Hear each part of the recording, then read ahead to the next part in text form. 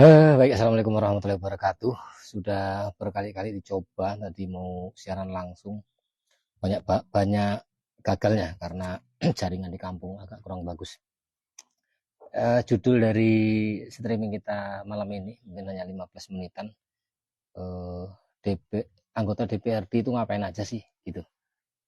Silakan komen-komen yang mau komentar baik waktu live berlangsung maupun nanti setelah live selesai. Kenapa ini menjadi tak anggap penting untuk dijadikan materi streaming? Karena memang masih banyak masyarakat yang belum ngerti atau belum dikasih tahu apa sih sebenarnya fungsi DPRD. Banyak yang menganggap anggota DPRD itu adalah pemimpin, pemimpin masyarakat. Gitu. Banyak yang menganggap bahwa anggota DPRD itu adalah pejabat atasan. Ini sesuatu yang keliru dipahami oleh masyarakat sehingga ketika pemilu legislatif berlangsung seolah-olah mereka itu memilih pemimpin. Jadi buat pendengar sekalian yang mungkin dalam keadaan online maupun offline nanti langsung streaming maupun nanti setelah nggak streaming lagi baru mendengar video ini, saya mau bagi pengalaman, bagi pengetahuan, mencoba memberikan pencerahan tuh begini. Anggota DPRD itu sesuai dengan amanat Undang-Undang MD3. Undang-Undang MD3 itu undang-undang yang mengatur tentang fungsi DPD, DPR RI, DPRD provinsi, dan DPRD kabupaten. Jadi anggota DPR itu punya tiga fungsi. Tiga fungsi ini bukan mendudukkan si anggota DPRD sebagai pimpinan masyarakat, sebagai atasan masyarakat, tidak, tapi benar-benar mendudukkan anggota DPRD sebagai wakil masyarakat, sebagai wakilnya masyarakat. Jadi kalau masih ada yang berpikiran bahwa pemilu legislatif itu memilih pemimpin, itu keliru. Itu keliru. Sehingga nanti si anggota DPRD kalau datang harus disambut, harus dihormati. Ya dihormati sekedarnya aja sebagai sesama masyarakat, sebagai sesama rakyat, itu enggak usah juga dianggap sebagai pemimpin yang seperti apa gitu. Kenapa begitu? Karena masih banyak juga ini kenapa terjadi begitu ya? Karena masih banyak juga calon anggota DPRD itu, calon anggota dewan itu yang kurang pas, lagi-lagi keliru dalam menyampaikan tujuan dia ketika mencalon menjadi anggota DPRD. Ada kita sering ketawa. Saya pribadi lah sering tersenyum gitu ketika mendengar ada calon anggota DPRD yang menyampaikan visi misi program. Misinya ini, programnya nanti membangun. Itu menjadi lucu. Yang punya visi, misi dan program itu kepala daerah atau presiden, kepala negara. Gitu. Kalau anggota DPR, DPRD itu tidak punya visi misi program, justru dia dikasih fungsi untuk mengawasi visi misi programnya kepala daerah itu dikerjakan atau tidak. Nah, gitu. Saya coba urut dari awal ya. Menurut Undang-Undang Undang-Undang MD3, fungsi anggota DPRD itu yang pertama, salah satunya itu regulating. Regulating itu membuat aturan.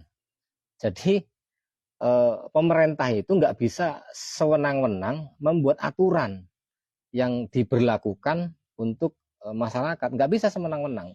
Mentang-mentang dia kepala daerah terus membuat aturan, wajib dipatuhi sama masyarakat. Nggak begitu. Ketika dia membuat aturan, dia harus mendapat persetujuan dari DPRD.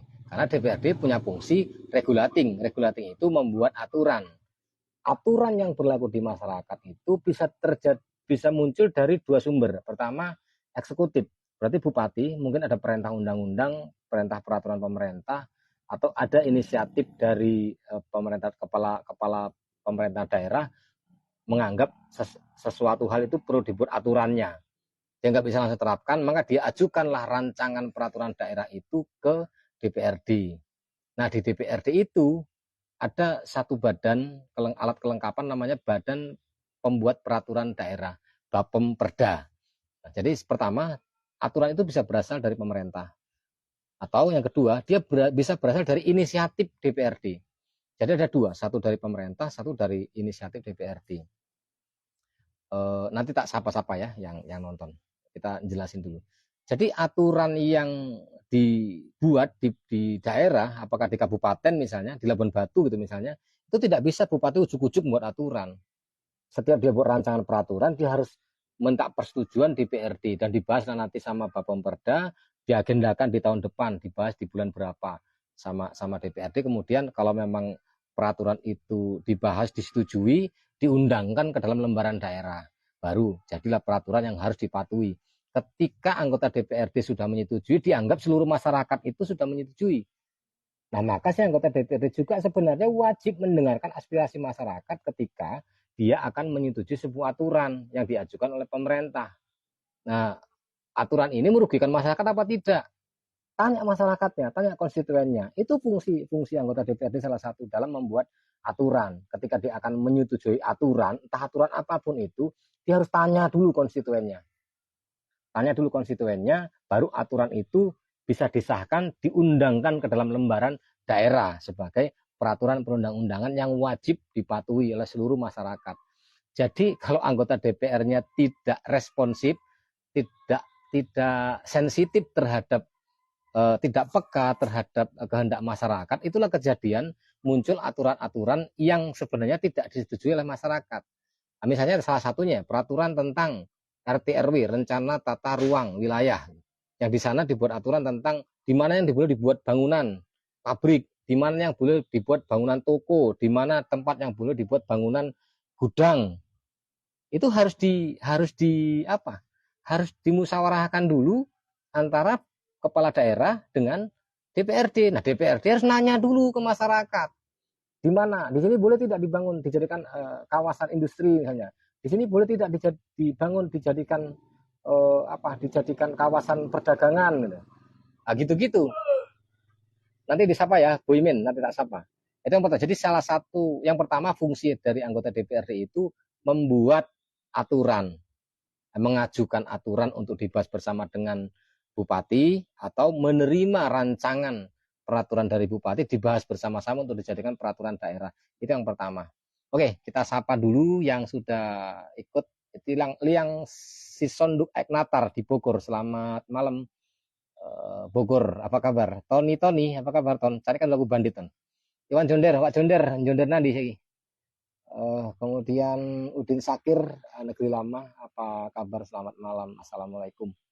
Kemudian ada Cavendish Labuan Batu, Pak Caleg, kawan-kawan yang ada di Dapil Bila Hilir Panai Hulu, ini ada Cavendish Labuan Batu, Pak Prapto PKB, ini caleg. Kalau yang belum kenal dengan Pak Prapto, coba cari tahu. Beliau kebetulan ini mencalon juga, silakan didukung. Biar ada perwakilan dari pantai. Lucu kan kalau kayak apa tadi siang. Masa orang pantai milih wakilnya orang luar pantai, kan lucu. Nah gitu-gitu. Kemudian Boymin Java. Boymin Java, apa kabar Boy? Raja Rimba Channel juga hadir malam ini. Selamat malam bro.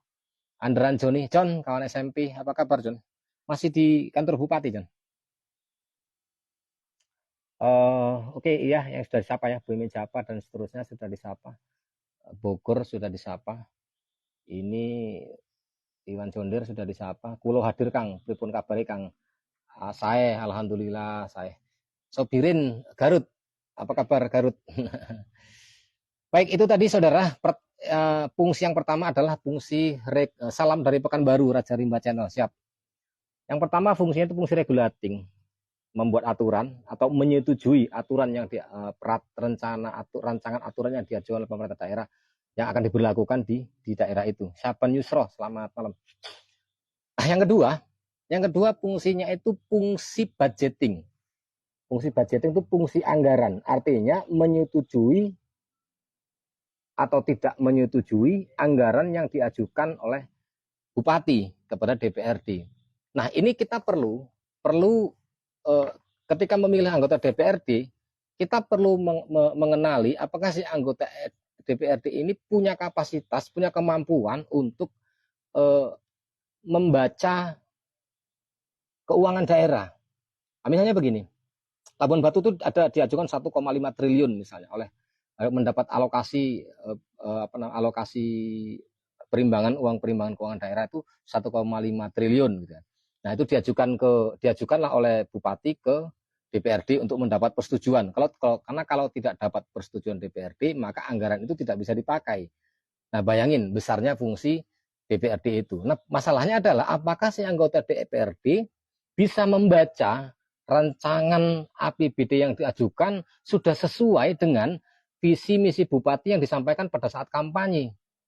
Misalnya, saat kampanye dia berjanji akan mensejahterakan masyarakat, meningkatkan kesejahteraan masyarakat, meningkatkan kependidikan, meningkatkan pertanian misalnya. Tapi ternyata dari anggaran yang diajukan itu tidak menggambarkan upaya-upaya untuk meningkatkan ekonomi masyarakat. Tony, aku mau ngomong Jawa bang, pas simpang Tugu, aku tinggal neng Rantu, kampung baru, dapat aku sik nang kampung tak dukung riko bak siap. Oke, itu tadi ya. Jadi coba ini dari calon-calon anggota DPRD yang maju hari ini, coba dicari tahu, paham tidak dia dengan fungsi budgeting itu. Jadi kalau ada anggota DPRD bilang nanti kalau aku jadi anggota DPRD aku bangun jalan, kalau aku jadi anggota DPRD kita bangun ini, kita bangun itu bohong pasti. Karena pengajuan pembangunan itu bukan dari anggota DPRD. Pengajuan pembangunan itu dari musrenbang desa. Dari musrenbang desa naik ke musrenbang kecamatan, naik ke musrenbang kabupaten, setelah jadi rancangan perda tentang APBD baru diajukan ke DPRD. Maka kalau anggota DPRD yang paham fungsi, dia akan hadir pada saat musrenbang desa di dapilnya. Pastikan. Jadi kalau ada sekarang dia sudah anggota DPR tapi kamu nggak pernah ketemu, dia hadir pada musrenbang desa, maka itu omong kosong kalau dia bilang dia bisa bangun ini itu enggak. Maka si anggota DPRD wajib buat dia untuk sering ketemu dengan masyarakat, apakah lewat reses, apakah harian, karena anggota DPR itu kerjanya 24 jam, tanya aspirasi masyarakat, silakan itu diajukan yang mau dibangun ini itu apa segala macam, yang mau diajukan pada saat musrenbang. Kemudian si anggota DPRD berkewajibanlah mengawal itu untuk sampai ke kecamatan, sampai ke kabupaten, sampai masuk ke dalam ranperda.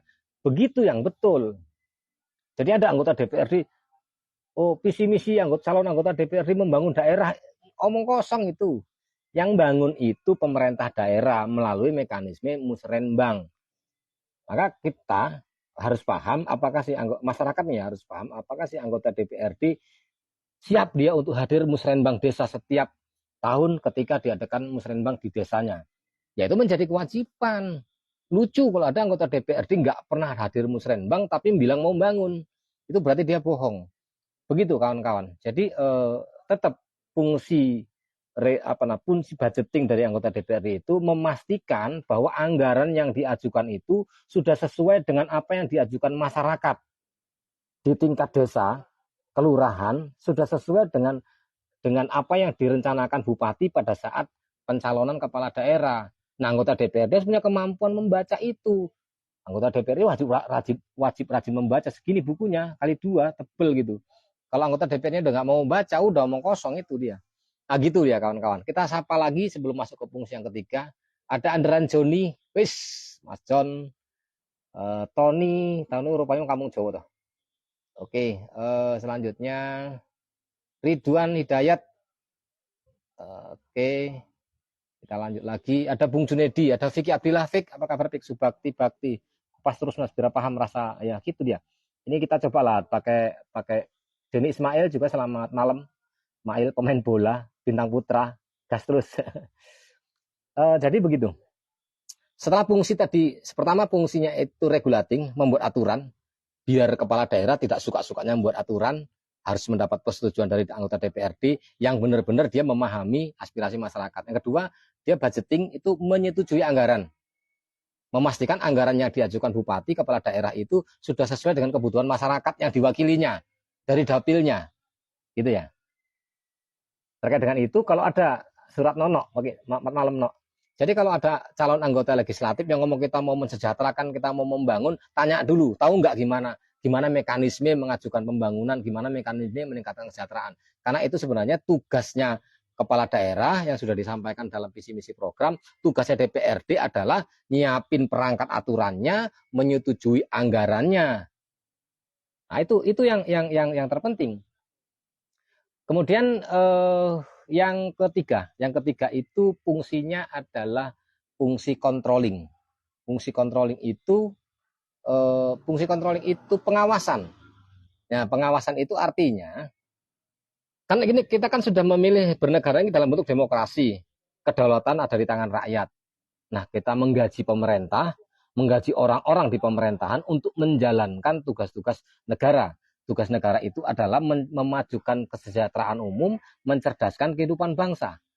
Nah, jadi fungsi dari anggota DPRD itu adalah mengawasi apakah apakah kepala daerah sudah menjalankan tugasnya mencerdaskan kehidupan bangsa dan memajukan kesejahteraan umum sebagaimana pasti dia sudah sampaikan pada saat kampanye pemilihan kepala daerah dulunya yang sudah dituang ke dalam RPJMD, dibelah-belah menjadi RKPD, dibiayai pakai APBD. Nah, tugas dari anggota DPRD itu mengawasi yang dikerjakan bupati sudah sesuai dengan tidak dengan apa yang direncanakan.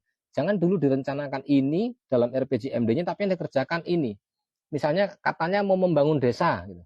Membangun desa, tapi malah anggaran untuk desa itu malah sedikit-sedikit. Anggaran itu ke kota semua, ke kota juga ke tempat yang dia punya aset. Gitu. Kan nggak adil. Itu berarti kan tidak sesuai. Nah, anggota DPRD punya fungsi, punya kewenangan untuk menegur itu. Dia boleh melakukan RDP, dia boleh memanggil dinas terkait yang berhubungan dengan pelaksanaan tugas itu untuk dipertanyakan. Nah, itu terkait dengan fungsi ya. Fungsi pertama itu dia buat aturan, kedua dia menyetujui anggaran, yang ketiga dia melakukan pengawasan terhadap kinerja kepala daerah, termasuk membaca dan menilai laporan pertanggungjawaban kepala daerah setiap 5 tahun dan setiap akhir masa jabatan. Itu fungsi. Kemudian hak. Nah, kita lucu ketika mendengar ada calon anggota legislatif, dia ketika mencalon, dia kok merasa kayak mau jadi apa gitu. Kayak bakal jadi pejabat yang super power, bisa semua-muanya. Nanti aku bisa ngurusin rumah sakit, aku bisa ngurusin ini, aku bisa ngurusin itu, ngurusin anak sekolah, ngurusin. Itu nggak begitu. Nggak begitu. Jadi dia punya fungsi, fungsinya ada 3, dia punya hak. Haknya itu pertama ada hak interpelasi. Hak interpelasi itu mempertanyakan, hak untuk mempertanyakan kepada bupati, kenapa ini bisa begini? Ya, DPR itu punya hak untuk mempertanyakan itu, ada mekanismenya, dan ketika anggota DPR mempertanyakan itu, bupati wajib menjawab. Itu hak yang diatur oleh Undang-Undang MD3. Yang kedua, ada hak angket. Hak angket itu ketika pertanyaan yang diajukan oleh anggota DPRD pada saat gelaran interpelasi tadi tidak memuaskan, akan dilakukan pendalaman lebih jauh, maka masuklah ke dalam hak angket. Itu juga hak. Kemudian yang ketiga, hak menyatakan pendapat. Hak menyatakan pendapat, si anggota DPRD boleh menilai. Oh, ini ternyata anggota DPR-nya nggak becus, ternyata bupatinya nggak beres kerjanya. Kepala dinas ini nggak beres kerjanya. Yang ditegur adalah bupatinya gitu. Nah, gitu dia. Jadi ada haknya fungsinya ada 3. Fungsinya buat aturan, menyetujui anggaran dan melakukan pengawasan terhadap kinerja kepala pemerintah daerah. Haknya ada 3, ada interpelasi, ada angket, dan ada hak menyatakan pendapat. Di samping ada hak keuangan. Nah, hak keuangan itu nggak usah dibahas, namanya orang kerja, ada gajinya, ada tunjangannya. Tunjangan anggota DPRD itu puluhan juta. Puluhan juta. Saya bisa ngomong karena saya udah pernah kan jadi anggota DPRD. Puluhan juta. Ya, jadi yang jadi masalah adalah hari ini banyak orang mencalon anggota DPRD menganggap jadi anggota DPRD itu sebagai profesi, sebagai pekerjaan. Jadi mencalon jadi anggota DPRD bukan memposisikan dirinya bakal menjadi wakil, tapi mencari pekerjaan seolah-olah ini mau daftar sesuatu pekerjaan yang pangkatnya tinggi, gajinya besar, kewenangannya besar gitu. Itu yang keliru. Nah, makanya buat masyarakat nih, cobalah dipahami lebih jauh ketika ada anggota, ini kan sudah masuk masa kampanye, ketika ada calon anggota DPR itu yang datang, ditanya bagus-bagus, mereka paham tidak dengan fungsi, mereka paham tidak dengan hak. Gitu. Terus kemudian tugas mereka itu apa saja sih sebenarnya? Ya kalau ada yang salah-salah jawab atau jawabnya mungkin di luar apa yang tak jelasin malam ini, mungkin dia perlu membaca Undang-Undang MD3 sehingga nggak salah masuk begitu kan. Sadana Rajak, Pak Komisioner Fitri Najwa. Oh, my friends, Brad Siombing. How are you, my friend? Apa kabarmu? Masih di Samosir, Freddy. Malam Pak Budi Lingga 3 hadir, siap. Denny Ismail, kita bangun kampung kita. Il, sampaikan ke kawan-kawanmu. Insya Allah kalau Lilik yang kembali dipercaya duduk di DPRD, pasti agak berbeda lah. Irwanto Iwan, Sopoy. Sehat-sehat kan, Bro? Predisi Ombing. Bro Predisi Ombing ini kawan sekolah Semea di Semea Negeri yang kami tamat itu tahun 96. Jadi kawan-kawan yang alumni Semea Negeri, saya kabarkan bahwa saya alumni Semea Negeri tahun 96 dan 2024 ini mencoba ikut kontestasi, mencoba mewakili masyarakat Bilahulu Pangkatan di gedung DPRD Kabupaten Labuan Batu. Mohon disampaikan ke kawan-kawan yang lain. Lama udah nggak jumpa Bang, sehat Bang Budi kan? Muhammad Rajali. Baik, kita lanjutlah.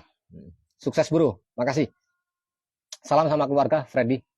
Baik begitu saudara-saudara, tak kira malam ini saya sudah sedikit sampaikan apa yang harus didengarkan oleh para calon pemilih. Kalau ada caleg yang bagi-bagi duit, ya janganlah mau jadi wakil rakyat mengandalkan banyaknya duit, karena nggak begitu. Masyarakat hari ini butuh keterwakilan. Sekian lama mereka tidak merasakan gunanya punya anggota DPRD. Sekian lama mereka tidak merasakan gunanya punya wakil rakyat di gedung DPRD sana, karena memang suaranya tidak terwakili. Mungkin karena salah pemahaman terhadap fungsi DPRD, atau karena memang terlalu banyak calon anggota legislatif yang nakal, mereka mengandalkan uangnya untuk membeli suara masyarakat. Saya sampaikan kepada kawan-kawan sekalian, berhentilah keliru. Kalau ada yang bagi-bagi duit, tampung saja. Tapi soal milih, pastikan yang kamu pilih adalah orang yang bisa diandalkan untuk mewakili suaramu, baik kepentingan kampungmu, kepentingan komunitasmu, kepentingan masyarakat di sekitarmu, kepentingan desamu.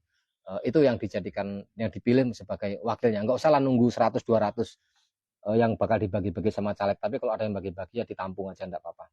Mudah-mudahan sekilas pencerahan ini bisa bermanfaat dan bisa memberikan pemahaman baru buat para calon pemilih. Ingat 14 Februari 2024 pemilu, saya sedikit kampanye karena sudah masuk kampanye. Insya Allah saya maju dari dapil Bilahulu Pangkatan. Jadi kawan-kawan yang alumni Semea Negeri, Bro Predisi Ombing dan kawan-kawan, ini saya sudah kabarkan juga untuk kawan-kawan alumni SMP Negeri Sigambal. Saya alumni tahun 93. Dulu saya naik sepeda dari Kampung Dalam ke Sigambal, sempat saya alami. Mudah-mudahan perjuangan itu nggak sia-sia. Jadi untuk masyarakat yang ada di Kampung Dalam, Lingga 3, Tanjung Siram, khususnya yang wilayah Bandar Tinggi kemari, kebetulan dari wilayah kita agak sedikit caleg yang maju. Kita kalau bisa guyup, kita coba untuk tahun 2024 ini memilih wakil dari daerah kita sendiri. Nah, silahkan yang lain dari daerah yang lain diperkuat suaranya di daerahnya masing-masing. Ya namanya wakil rakyat yang mewakili daerahnya, memang harus begitu dia urusannya. Baik, terima kasih, mudah-mudahan bermanfaat streaming singkat ini. Dan terakhir saya ikut kontestasi 2024 ini dari Partai Persatuan Pembangunan, kebetulan dikasih nomor urut 2. Billahi taufiq wal hidayah. Assalamualaikum warahmatullahi wabarakatuh.